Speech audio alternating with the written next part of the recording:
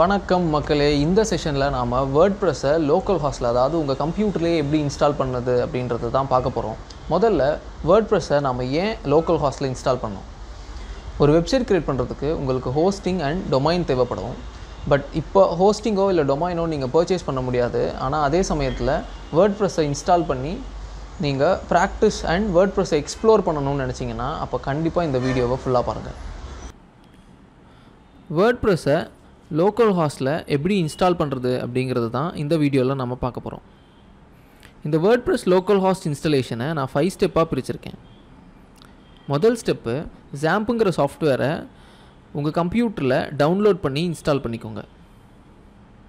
அடுத்ததாக wordpress.org அப்படிங்கிற வெப்சைட்டுக்கு போய் லேட்டஸ்ட் வேர்ட்ப்ரெஸ் வெர்ஷனை டவுன்லோட் பண்ணிக்கோங்க. டவுன்லோட் பண்ண வேர்ட்ப்ரெஸ் ஃபைலை htdocs அப்படின்ற ஃபோல்டருக்குள்ளே எக்ஸ்ட்ராக்ட் பண்ணி சேவ் பண்ணிக்கோங்க. அடுத்ததாக உங்கள் வெப் ப்ரௌசரில் localhost/phpMyAdmin அப்படின்னு டைப் பண்ணிங்கன்னா PHP பேஜ் ஓப்பன் ஆகும். இதில் புதுசாக ஒரு டேட்டா பேஸை க்ரியேட் பண்ணிக்கோங்க. அடுத்ததாக க்ரியேட் பண்ண டேட்டா பேஸை wp-config அப்படிங்கிற ஃபைல் மூலியமாக நம்ம வேர்ட்ப்ரெஸ்ஸோட கனெக்ட் பண்ணிக்கலாம். இந்த 5 ஸ்டெப்ஸும் நம்ம சக்ஸஸ்ஃபுல்லாக பண்ணதுக்கப்புறமா வேர்ட்ப்ரெஸ்ஸை ஸ்டெப் பை ஸ்டெப்பாக இன்ஸ்டால் பண்ணணும். apachefriend.org அப்படிங்கிற வெப்சைட்டுக்கு போய் ஜாம்ப் சாஃப்ட்வேரை உங்கள் கம்ப்யூட்டருக்கு சப்போர்ட் பண்ணுற மாதிரி எய்தர் 64 பிட்டோ இல்லை 32 பிட்டோ டவுன்லோட் பண்ணிக்கோங்க.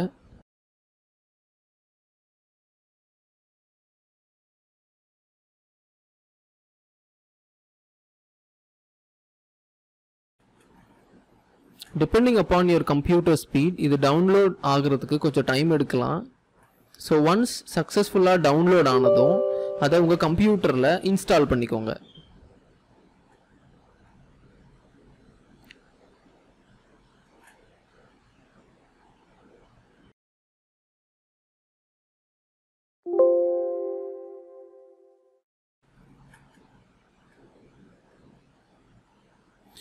எந்த லொக்கேஷனில் ஸ்டோர் பண்ணணுங்கிறத நீங்கள் தான் ப்ராப்பராக டிசைட் பண்ணிக்கணும்.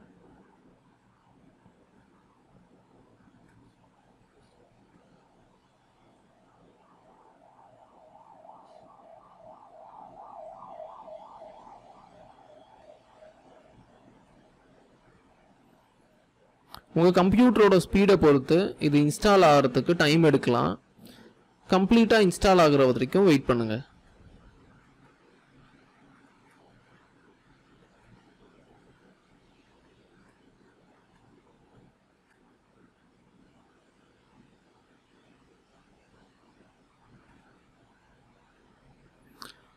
சக்ஸஸ்ஃபுல்லாக நாம் ஜாம்பை இன்ஸ்டால் பண்ணிட்டோம். இப்போது வேர்ட்ப்ரெஸ் இன்ஸ்டாலேஷனுக்குள்ளே போகலாம். வேர்ட்ப்ரெஸ் இன்ஸ்டால் பண்ணுறதுக்கு கூகுள் க்ரோமில் வேர்ட்ப்ரெஸ் டவுன்லோட் அப்படின்னு டைப் பண்ணுங்கள். முதல்ல wordpress.org டவுன்லோடுன்னு ஒரு லிங்க் காட்டும். இந்த லிங்க்கை கிளிக் பண்ணிக்கோங்க. இதில் கீழே வேர்ட்ப்ரெஸ் 5.6 டவுன்லோட் பட்டன் இருக்கும். இதை கிளிக் பண்ணிங்கன்னா உங்களுக்கு வேர்ட்ப்ரெஸ்ஸோடைய ஜிப்டு ஃபைல் உங்கள் பிசிக்கு டவுன்லோட் ஆகிடும்.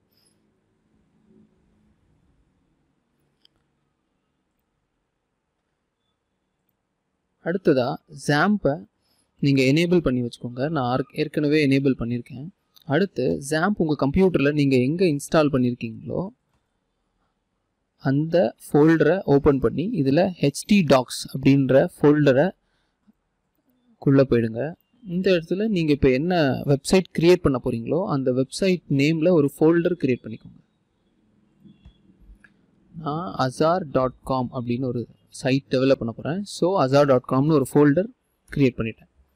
அடுத்ததாக நீங்கள் டவுன்லோட் பண்ண உங்கள் வேர்ட்ப்ரெஸ் ஃபைலை காப்பி பண்ணி இந்த ஃபோல்டரில் பேஸ்ட் பண்ணிவிடுங்க. பேஸ்ட் பண்ண இந்த ரேர் ஃபைலை ரைட் கிளிக் பண்ணி எக்ஸ்ட்ராக்ட் பண்ணிக்கோங்க.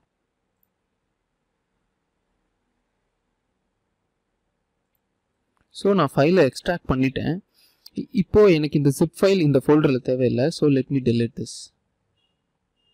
அடுத்ததாக இந்த எக்ஸ்ட்ராக்ட் பண்ண ஃபைல்ஸ் எல்லாம் ஜஸ்ட் கட் பண்ணி இந்த ஃபோல்டரோட ஓப்பனிங்லேயே நான் பேஸ்ட் பண்ணிக்கிறேன். ஸோ அவ்வளோதான். இப்போது நம்மளோட ஃபர்ஸ்ட் ஸ்டெப் முடிஞ்சது. அடுத்து நாம் என்ன செய்யணும்னா ஒரு டேட்டா பேஸ் க்ரியேட் பண்ணணும். ஸோ உங்களோட க்ரோம் ப்ரௌசரில் போயிடுங்க, localhost/phpMyAdmin அப்படின்னு டைப் பண்ணிக்கோங்க. ஸோ உங்களோட phpMyAdmin பேஜ் ஓப்பன் ஆகிடுச்சு. இதில் டேட்டா பேஸ் அப்படின்னு மேலே இருக்கிற இந்த பட்டனை கிளிக் பண்ணிங்கன்னா உங்கள் லோக்கல் ஹாஸ்டில் இருக்கிற எல்லா டேட்டா பேஸும் உங்களுக்கு காட்டும். இதில் புதுசாக ஒரு டேட்டா பேஸை நான் க்ரியேட் பண்ணிக்கிறேன். அசார் அப்படின்னு அதுக்கு நேம் வச்சுக்கிறேன். Just click create so that உங்களுக்கு ஒரு டேட்டா பேஸ் க்ரியேட் ஆகிடும். ஸோ இதுதான் இப்போ நாம் க்ரியேட் பண்ணியிருக்கிற டேட்டா பேஸ்.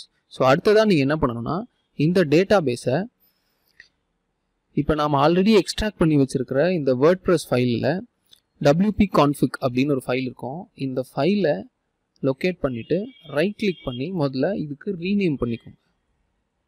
வெறும் wp-config அப்படின்னு மட்டும்தான் இருக்கணும். அந்த பக்கத்தில் இருக்கிற சாம்பிளை நீங்கள் டெலீட் பண்ணிடுங்க.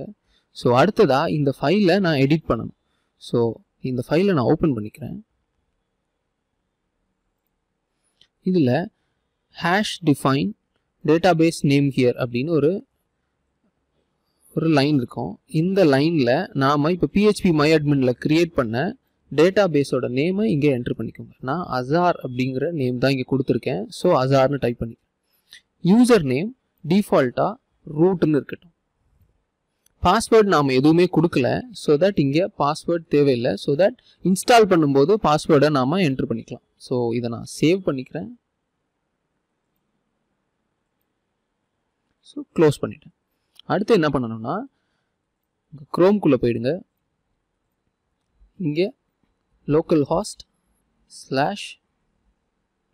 அந்த ஃபோல்டரோட நேமை டைப் பண்ணிக்கோங்க. நான் azar.comனு க்ரியேட் பண்ணியிருக்கிறேன். ஸோ அதை என்ட்ரு கொடுத்தீங்கன்னா ஸோ உங்களுக்கு இன்ஸ்டாலேஷனுக்குள்ளே போயிடுச்சு. ஆல்ரெடி நாம் ஃபைல்ஸை எக்ஸ்ட்ராக்ட் பண்ணி வச்சுருக்கோம். இப்போ நாம் இதை இந்த லோக்கல் ஹாஸ்டில் இன்ஸ்டால் பண்ண போகிறோம். ஸோ இந்த மாதிரி உங்களுக்கு ஒரு ஸ்க்ரீன் வரும். இதில் உங்களுக்கு ப்ரிஃபர்ட் லாங்குவேஜை செலக்ட் பண்ணிவிட்டு கண்டினியூ.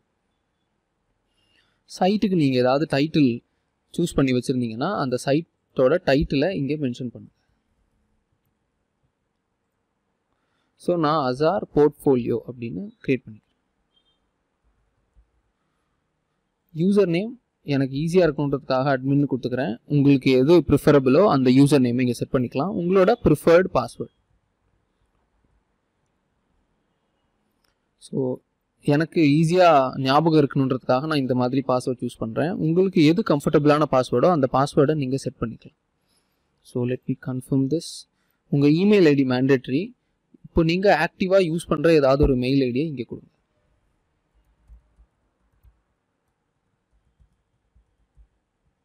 ஸோ இன்ஸ்டால் வேர்ட்ப்ரெஸ் அப்படின்னு இந்த பட்டனை கிளிக் பண்ணிட்டீங்கன்னா இப்போ வேர்ட்ப்ரெஸ் இன்ஸ்டாலேஷன் ஸ்டார்ட் ஆகிடும். ஸோ இப்போது வேர்ட்ப்ரெஸ் இன்ஸ்டால் ஆகிடுச்சு. இப்போ நான் வேர்ட்ப்ரெஸ்ஸோட டேஷ்போர்டுக்குள்ளே லாகின் பண்ணுறேன். லாகின் அப்படின்னு கொடுத்தீங்கன்னா உங்களுக்கு இந்த லாகின் பேஜ் இருக்கும். இதில் நீங்கள் என்ன யூசர் நேம் கொடுத்தீங்களோ அந்த யூசர் நேமை இங்கே டைப் பண்ணுங்கள். நீங்கள் கொடுத்த பாஸ்வேர்டையும் டைப் பண்ணிக்கோங்க. லாகின்.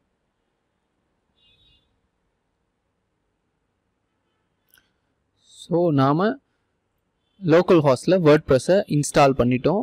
இதுதான் வேர்ட்ப்ரெஸ்ஸோட டேஷ்போர்ட். ஸோ இங்கிருந்து நாம் ஒரு சைட்டை டெவலப் பண்ண ஆர் டிசைன் பண்ண ஸ்டார்ட் பண்ணலாம். இந்த செஷன் உங்களுக்கு இன்ட்ரெஸ்டிங்காக இருந்திருக்கும்னு நினைக்கிறேன். வெப்சைட் டிசைனிங்கை பற்றி நீங்கள் இன்னும் டீட்டெயிலாக கற்றுக்கணும்னு நினச்சிங்கன்னா உங்கள் ஸ்க்ரீனில் தெரிகிற இந்த லிங்க்கை விசிட் பண்ணுங்கள். நான் ஒரு 7 days online live website designing programme conduct பண்ணுறேன். அதில் ஒரு வெப்சைட்டை ஸ்க்ராட்சிலேருந்து எப்படி பில்ட் பண்ணோம் அப்படிங்கிறத ரொம்ப டீட்டெயிலாக எக்ஸ்பிளைன் பண்ணியிருக்கேன். ஸோ கண்டிப்பாக அந்த லிங்க்கை விசிட் பண்ணுங்கள். தேங்க்யூ. நெக்ஸ்ட் செஷனில் மீட் பண்ணலாம்.